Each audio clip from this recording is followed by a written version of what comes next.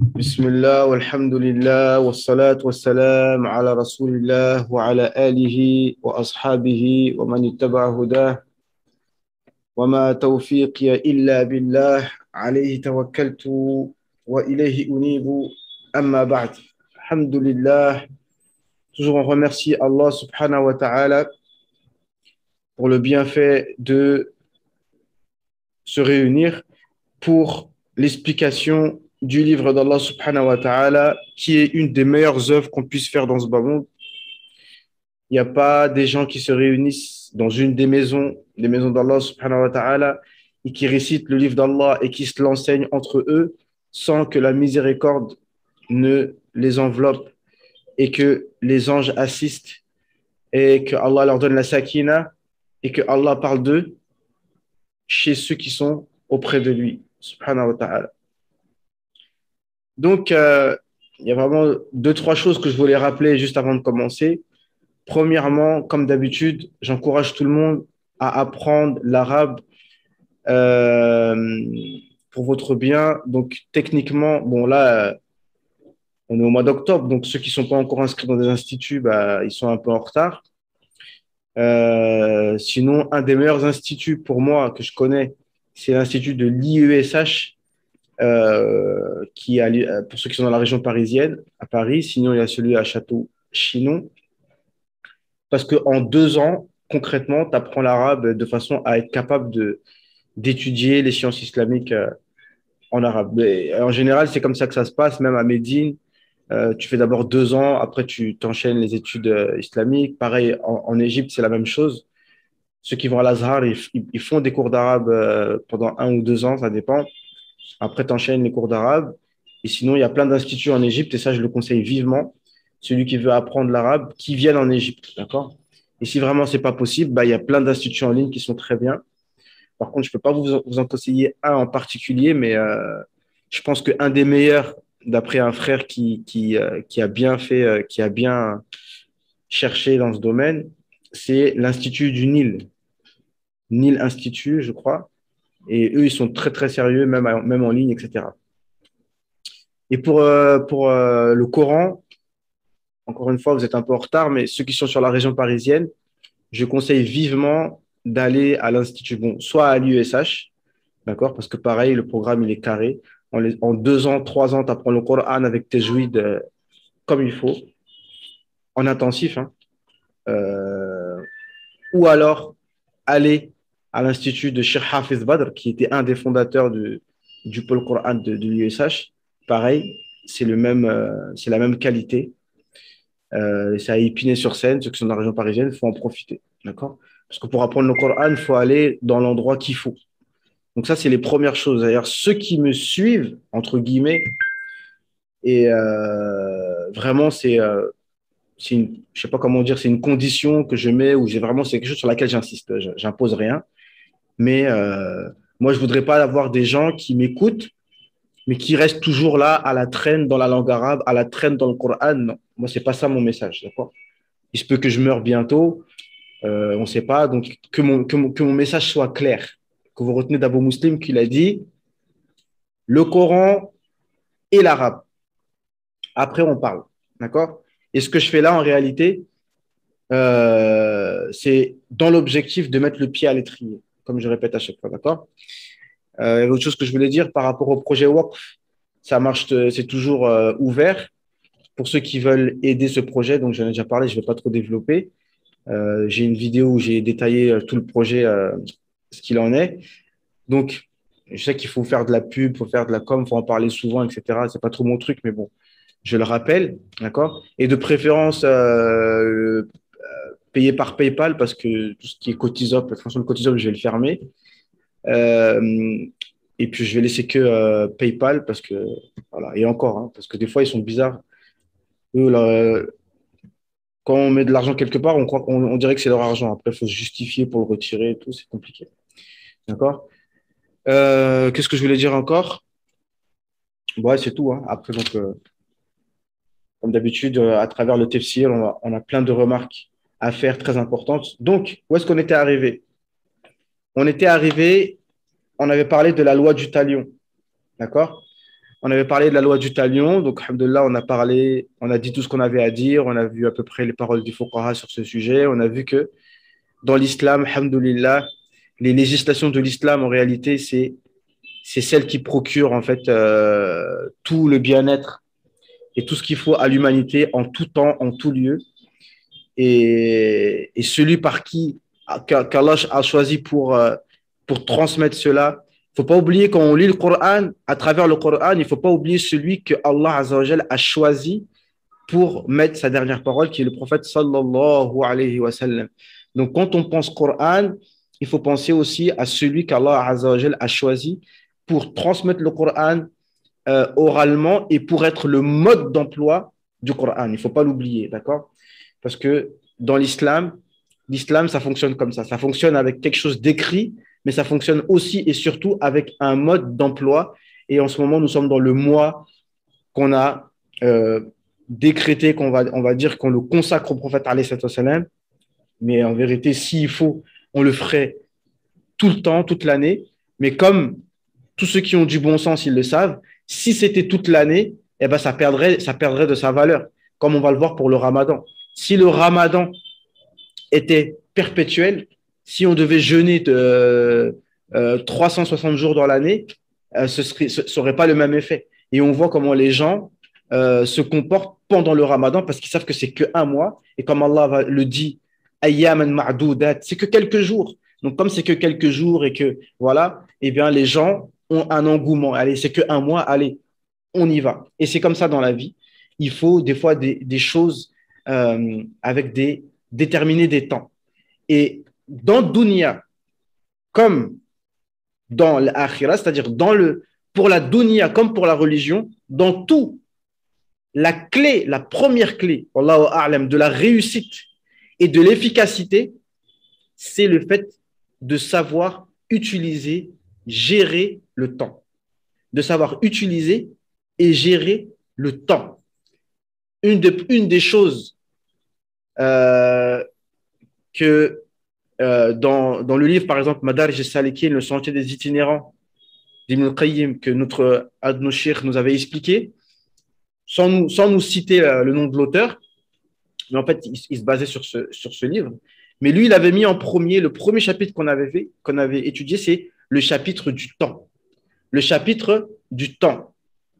C'est-à-dire que dans la purification spirituelle, la première chose qu'on doit maîtriser, c'est le temps. C'est-à-dire déterminer un temps pour toute chose. Le temps et l'endroit. Le temps et l'endroit. Une fois que tu as fait ça, même dans le dunya, eh ben, tu vas aboutir à tout ce que tu veux, bi'iznillah azza wa jal. Tu détermines le temps et l'endroit. Et si tu ne détermines pas un temps et un endroit, finalement, tu ne vas rien faire. Finalement, quoi? Tu ne vas rien faire. Parce que tu dis, oui, pourquoi décréter que Rabi' al-Awwal, on va le consacrer au prophète sallallahu alayhi wa sallam? Ok, donc on ne décrète pas, mais on va le faire quand? À quel moment on va dire qu'on va consacrer un temps pour se rappeler du prophète sallallahu alayhi wa sallam de manière beaucoup plus intensive? Et ça, c'est une occasion, comme pour le ramadan, à des gens qui sont loin de din et loin de la connaissance du prophète sallallahu alayhi wa sallam de le connaître. Et juste une dernière remarque par rapport au Maulid, vraiment très courte. Il y a un shir, notre shir, tu sais, Ahmed, celui qui est à la mosquée Laylat al-Qadr, et qui, mashallah, il vient de terminer le Coran entier rien que dans les prières. Et là, il y a même pas 2 semaines, il a recommencé, et là, il est déjà à Surat An-Na'am. Il est vraiment, mashallah, quelqu'un il a l'air d'être pieux, tu vois. Et pour une fois, il a fait le khutbah Juma'a. D'habitude, c'est pas lui. Et évidemment, dans la khutbah, il nous a dit, voilà, l'amour du prophète sallallahu alayhi wa sallam, c'est le suivi. Le contraire de ce que j'ai dit dans ma dernière vidéo, d'accord? Il a dit, voilà, si vraiment on aime le prophète sallallahu alayhi wa sallam, c'est pas seulement le fait de s'asseoir, d'écouter un poème, de lâcher une larme, etc. Non, le vrai suivi, c'est de le suivre. Le vrai amour, je veux dire, c'est de le suivre, etc., etc., etc., etc., etc. Mais tout à la fin, il a cité un hadith, si vous préférez, qui a annulé tout ce qu'il a dit. Parce que le hadith, il dit quoi? Le prophète sallallahu alayhi wa sallam était justement sur le mimbar, en train de parler du jour du jugement dernier, et il a dit, bon, et un homme a dit, quand est-ce le jour du jugement? Et le prophète, sallallahu alayhi wa sallam, a dit, qu'est-ce que tu as préparé pour ce jour? Et cet homme, il a dit, Wallah, j'ai rien préparé de spécial. Sauf que j'aime Allah et j'aime son prophète. Et le prophète, sallallahu alayhi wa sallam, a dit, Ar-rajul ma'aman ahab. L'homme sera avec celui qu'il aime. Et là, Anas ibn Malik a dit, nous aussi, on aime le prophète, sallallahu alayhi wa sallam. Donc, rien que l'amour que tu as, rien que l'amour, même si tu ne fais pas les œuvres, eh bien, ça va te servir. Et c'est ça il faut faire comprendre aux gens. Et comme je disais dans ma vidéo, il ne faut pas aussi être comme un robot et perdre un peu cette sensibilité et cette sensibilité qu'on peut avoir lorsqu'on parle du prophète, alayhi salam. Des fois, on est trop dur. Moi, je parle pour moi personnellement. Normalement, dès qu'on nous dit Rasulullah sallallahu alayhi wa sallam, notre cœur, il vibre, normalement. Le reste, ça vient après. Donc, on continue.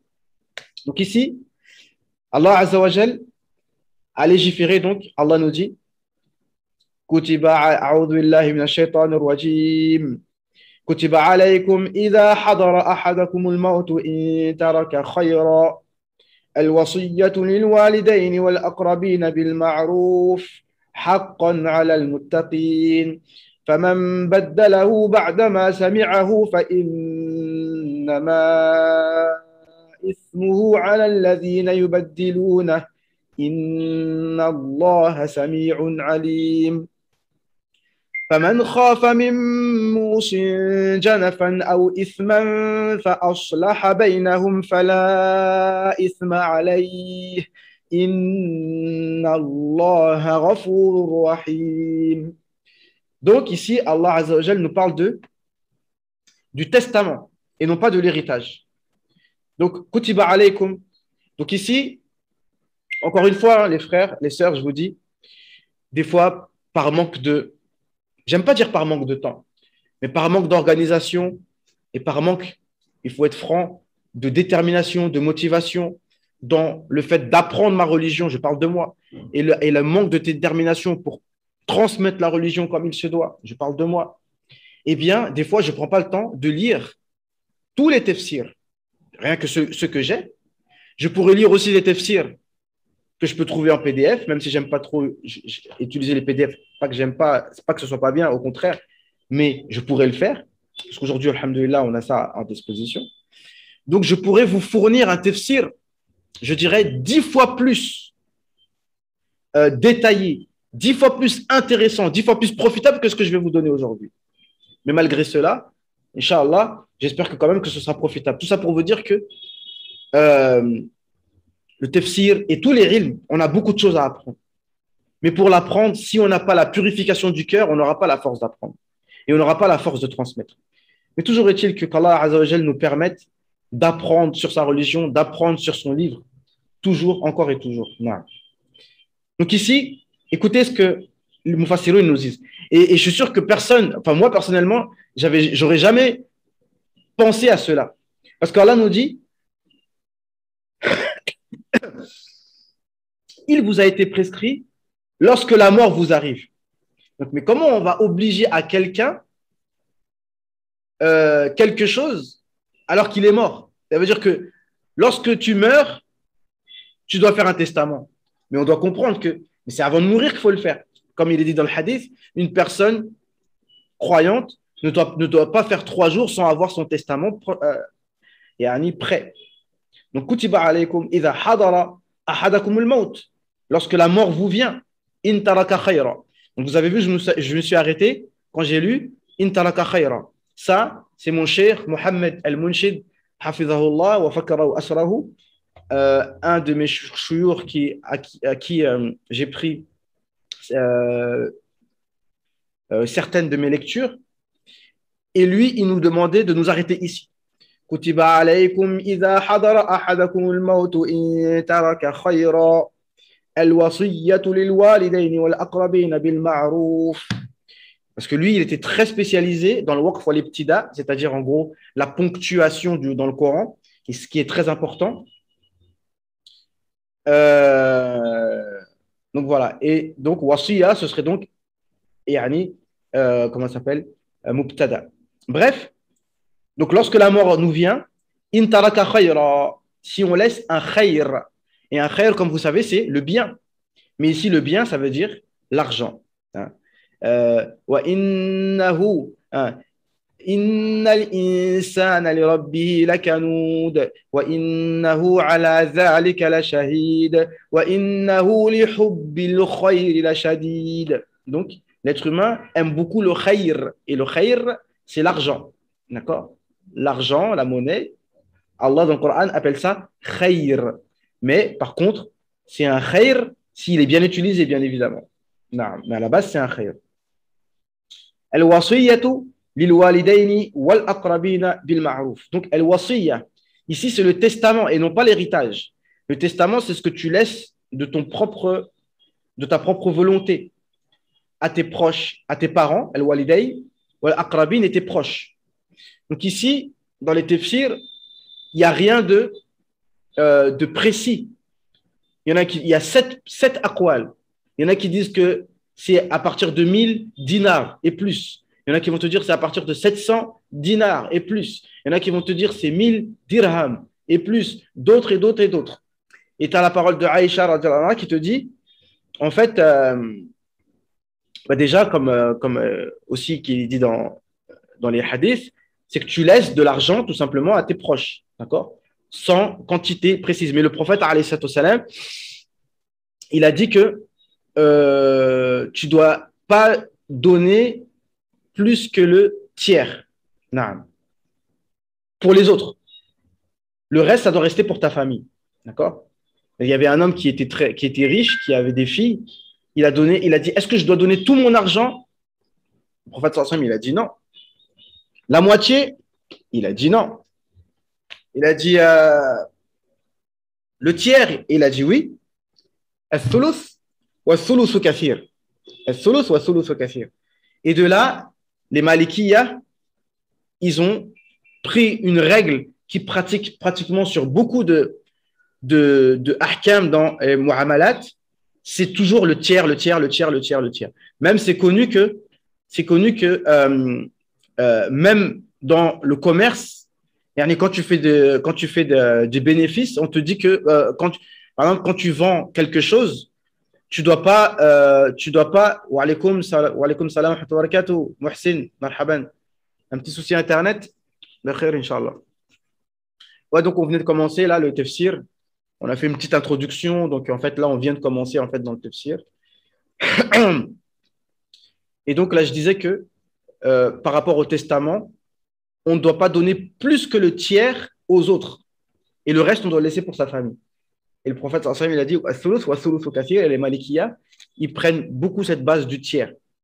En disant que quand tu vends quelque chose, par exemple, si tu achètes quelque chose à 10 euros, eh ben, tu ne dois pas le vendre à 30 euros. D'accord?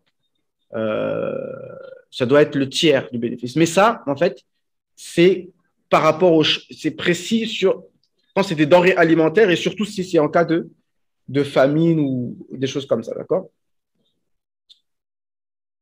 Haqqan ala al-muttaqin. Donc, c'est un devoir pour les pieux.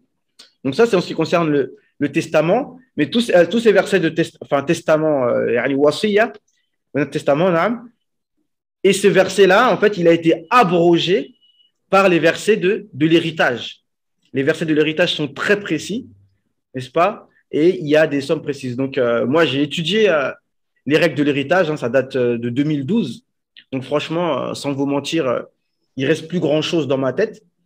C'est un peu des mathématiques, etc. Mais encore une fois, comme vous voyez, le Coran nous permet de passer en revue, de passer en brèche un peu tous les sujets. Donc, ça nous donne envie de réviser les règles des héritages, ne serait-ce que pour avoir des récompenses, ne serait-ce que pour être des gens du Coran. Et dans des hadiths, le prophète sallam nous dit la première science qui va être oubliée dans la Ummah, c'est la science, ce qu'on appelle des fara'id, des héritages. C'est un peu compliqué, c'est vrai. Là, il faut être un peu amateur. D'accord? Ouais, je ne vais pas vous mentir, là, je ne pourrais pas vous faire un exposé, mais c'est la branche la plus dure, oui. Mais il faut réviser, quoi. Mais au moins, encore une fois, il faut l'avoir appris avec un cheikh, même si vous avez oublié, mais les bases peuvent rester. Il faut savoir en quoi ça consiste, à avoir fait quelques exercices dessus, voir les versets ce qu'ils disent, les hadiths ce qu'ils disent et les fuqaha ce qu'ils disent, parce qu'il y a beaucoup de choses. Salam alaikum. Man, une minute.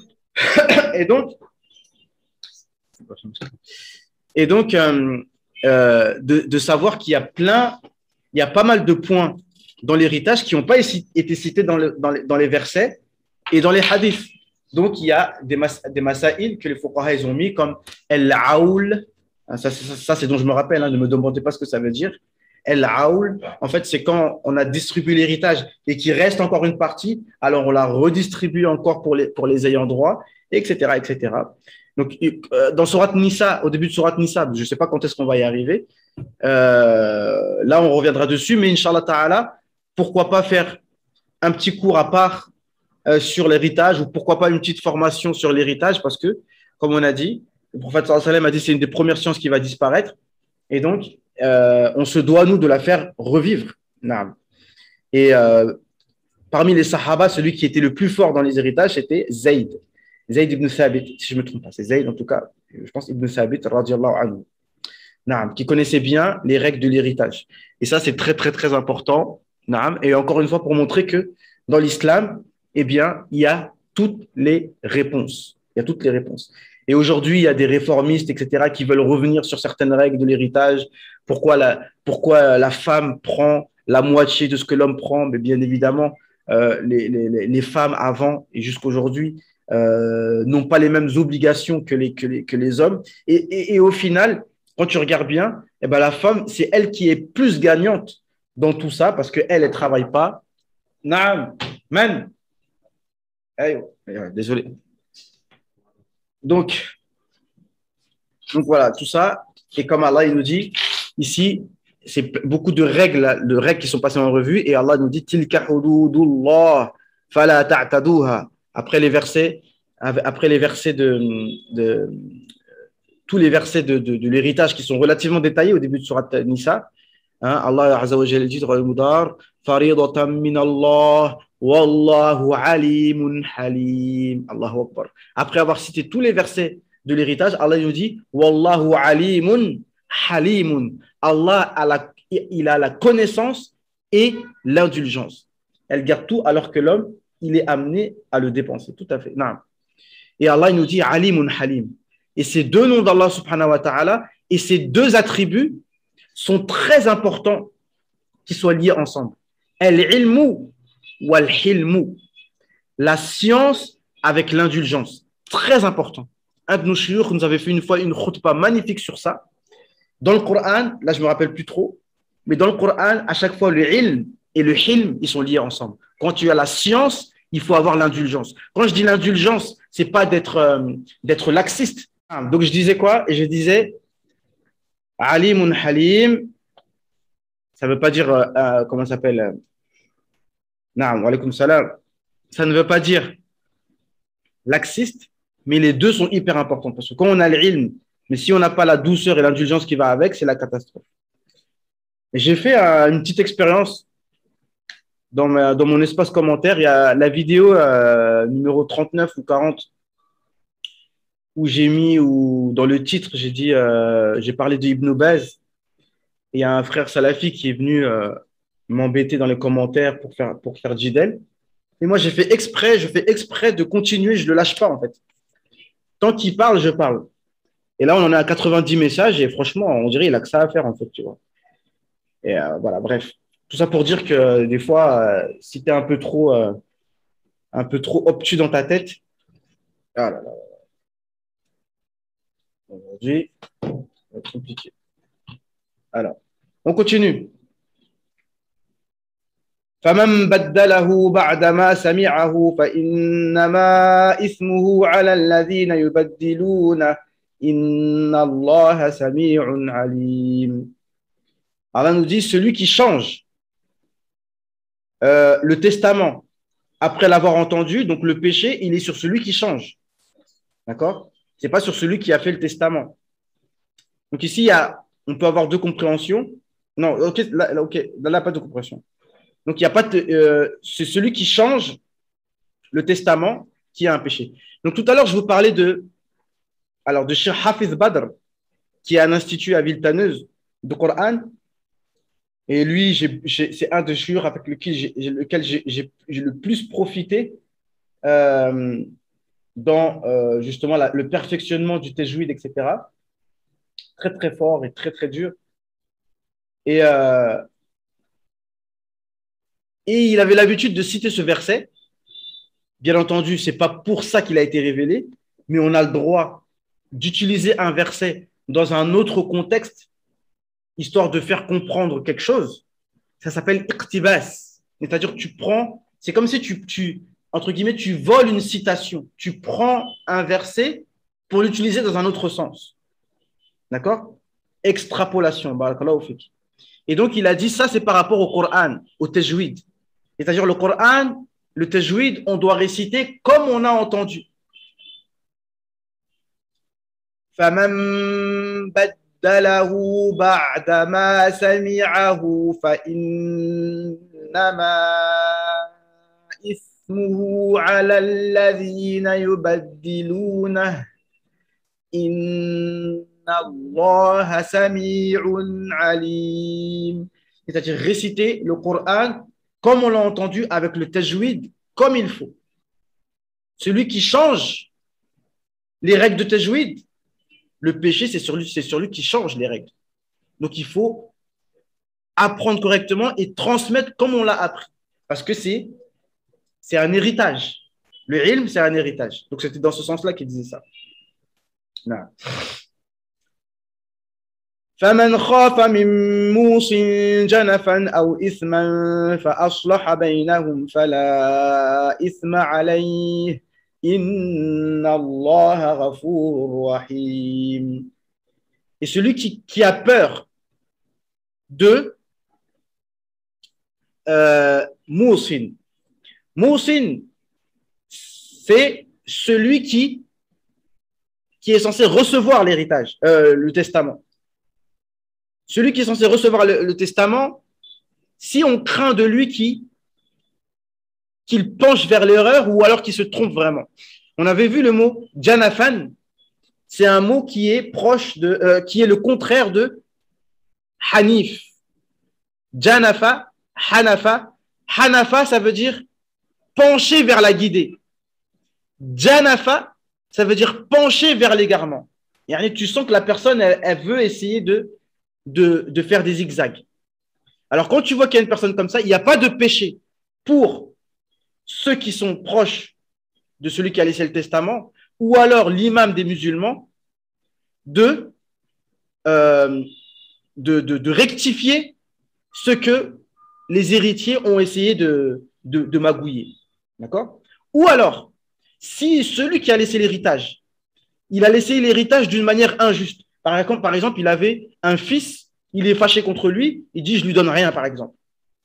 Et bien là, l'imam ou bien les gens proches ont le droit de rectifier cet héritage de manière plus juste en fonction de ce qui est plus proche du Coran et de la Sunna.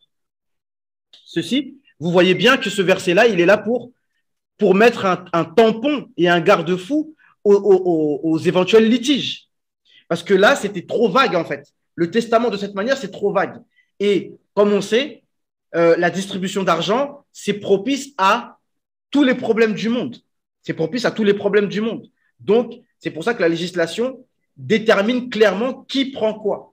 D'accord? Et c'est pour ça que Wallahu alimun halim, Allah il est indulgent, il est savant et indulgent, parce qu'il sait que dans tous ces domaines-là, c'est propice à la mésentente. Et tous les sujets liés à l'argent sont propices à la mésentente. Donc, c'est pour ça que les objectifs principaux de la charia, surtout en ce qui concerne les relations financières entre les gens, bah, c'est basé sur l'objectif est, parce qu'on est entre musulmans, il ne faut pas l'oublier, d'accord? L'objectif, c'est d'éviter un maximum que la mahabba et que la fraternité se cassent à cause de ça. Et comme on a vu précédemment, même dans le cas de meurtre, Allah a quand même utilisé min akhihi.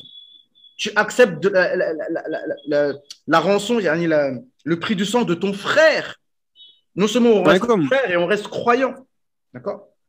Et quand le prophète sallam il dit qatl muslim kufr, le fait de tuer un musulman, c'est de la mécréance, bien entendu, c'est une phrase qui est dite pour faire peur.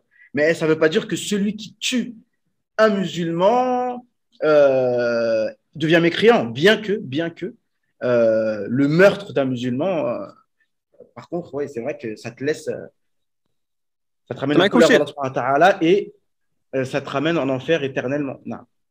Je crois qu'il n'entend pas. C'est Je pense qu'on va Michael. s'arrêter là parce que Ahmed, tu as quelque chose à dire? Non, non. Ouais, Euh, Shir, c'est Michael. Tu ouais, je m'entends ou pas? t'écoute. Ouais, je vais te demander, là, tu as dit qu'en gros, l'héritage, si moi, par exemple, j'ai un fils et je veux qu'il n'hérite pas, si je meurs, il héritera quand même de moi, c'est ça? Répète, répète. Si moi, j'ai un fils et je ne veux pas qu'il hérite, par Hmm. rapport voilà, à des embrouilles, bah, il héritera quand même, et c'est les gens de science qui jugeront ce cas-là, c'est ça? Non, alors il faut bien que tu comprennes une chose, c'est que le verset dont on est en train de parler, il est plus en vigueur. Parce que là, c'était avant, ce verset-là, c'était avant qu'il y ait les versets de l'héritage. Et les versets de l'héritage, ils sont très précis. On peut pas, c'est pas le choix en fait. C'est pas le ici, c'était par choix. Allah, il a dit al-aqrabin al-waliyin wal-aqrabin, tu donnes à tes parents et aux proches, mais ce que tu veux. Ça veut dire c'est toi qui décides en fait. Tu dis tiens, toi tu prends tel, toi tu prends tel, toi tu prends tel. Et donc c'est propice au problème. Donc en fait, ce verset-là, il est plus en vigueur. Maintenant, c'est plus les gens qui décident. Maintenant, bah, le fils, il prend tel, la fille, elle prend tel, les frères, ils prennent tel, les frères, etc., etc. Donc, c'est clairement légiféré. Tu vois ce que je Mais veux dire? est-ce qu'on peut déshériter? Est-ce qu'on peut déshériter quelqu'un? Non, on peut pas.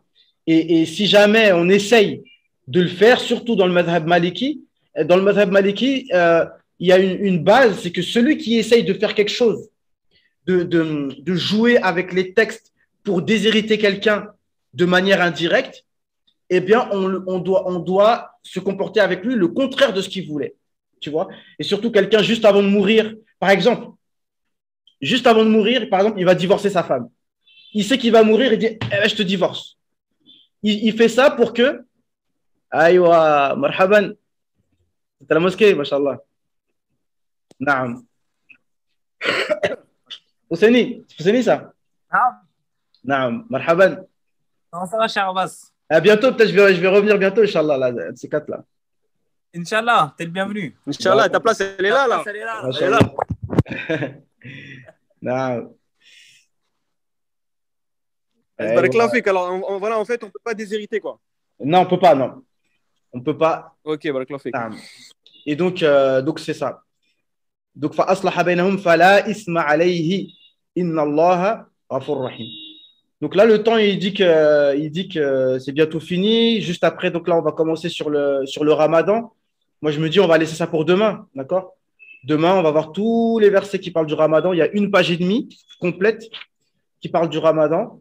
Donc, alhamdulillah, on va laisser ça pour demain, Inch'Allah ta'ala. Donc voilà, hein.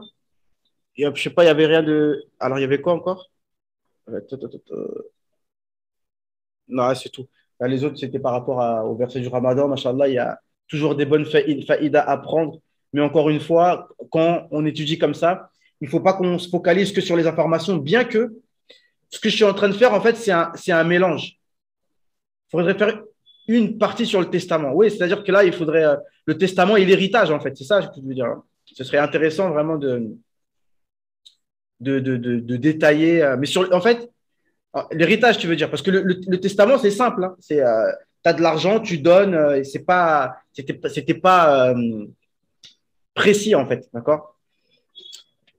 Et donc, encore une fois, l'objectif n'est pas seulement, naam, comment l'écrire, de quoi? Ah, naam, tout à fait, oui, oui, bonne idée. J'ai un livre ici avec un truc pré-rempli pour savoir exactement comment faire le testament. Bah, j'avais pas pensé à ça, naam. Des Vous modèles. muslim, on Ouais, en a ouais, un, je nous, veux. la mosquée, là. Il Hein? écrit en arabe et il écrit en français. Je dis, on en a un, là. Je vais le mettre dans le groupe. Il écrit en français et il écrit en arabe. C'est un Ah, ben chef qui très bien, très l'avait bien. fait. Je vais le mettre dans le groupe. Moi aussi, je vais montrer ce que j'ai. On va voir si c'est la même chose. Naam. Donc, on fait comme ça? Naam. Et puis, une prochaine fois, Inch'Allah, si, pourquoi pas, hein, on fera. Parce qu'avant le temps d'arriver à Surat Nisa, au rythme où on va, ça va prendre du temps. Donc, Inch'Allah, un de ces quatre, on étudiera les règles de l'héritage, Inch'Allah ta'ala, histoire de prendre des hasanat et de faire revivre ça, Inch'Allah. Donc, je vous dis à la prochaine. Subhanakallahumma wa bihamdika. À demain, 14h, Inch'Allah. Subhanakallahumma wa bihamdika. Nashhadu an la ilaha illa anta. Nastaghfiruka wa natubu ilayk. Subhana rabbika rabbil izzati amma yasifun. Wa salamun ala al-mursalin. Walhamdulillahi wa alamin. Assalamu alaikum wa rahmatullahi wa barakatuh.